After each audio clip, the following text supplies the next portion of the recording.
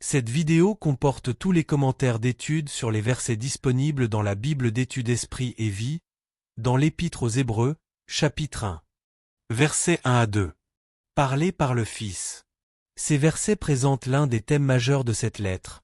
Dans le passé, les prophètes étaient les instruments principaux de la révélation divine. Aujourd'hui, Dieu parle et se révèle à nous à travers son Fils Jésus-Christ qui est souverain sur toutes choses. La parole de Dieu par son Fils est définitive, elle accomplit et transcende toutes les paroles de Dieu dites au préalable, voir l'article intitulé La parole de Dieu. Absolument personne, ni les prophètes, verset 1, ni les anges, verset 4, n'a une autorité supérieure à celle de Christ. Il est le seul chemin du salut éternel et le seul médiateur entre Dieu et les hommes. L'auteur confirme la suprématie de Christ en énumérant cette grande révélation concernant Christ, versets 2 à 3. Verset 3. Assis à la droite.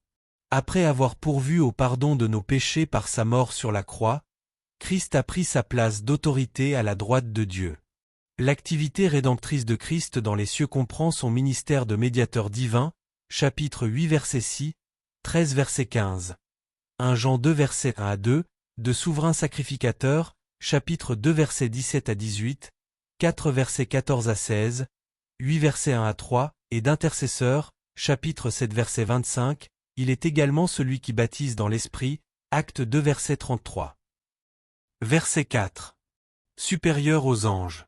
Parce qu'il est le Fils de Dieu, Jésus est supérieur aux prophètes et aux anges, versets 4 à 14, bien que ces derniers aient joué un rôle important dans le don de l'Ancienne Alliance, Deutéronome 33 verset 2, Acte 7 verset 53, Galates 3 verset 19. L'auteur, qui écrit à des croyants juifs, établit la supériorité de Christ sur les anges en citant l'Ancien Testament. Pour une étude plus approfondie sur les anges, voir l'article intitulé Les anges et l'ange de l'Éternel. Verset 5. Je t'ai engendré aujourd'hui. Voir Jean 1 verset 14, note. Verset 8. Au Fils, au Dieu. L'auteur souligne la divinité de Christ, voir Jean 1 verset 1, note. Verset 9. Tu as aimé la justice et tu as haï l'iniquité. Il ne suffit pas pour les enfants de Dieu d'aimer la justice, ils doivent aussi haïr le mal.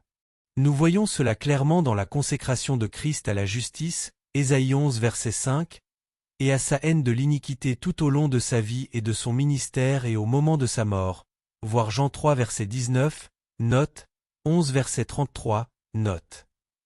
Premièrement, parce que Christ a été fidèle à son Père lorsqu'il était sur la terre, ce qu'il a démontré par son amour de la justice et sa haine de l'iniquité, ce dernier a déversé sur lui son onction.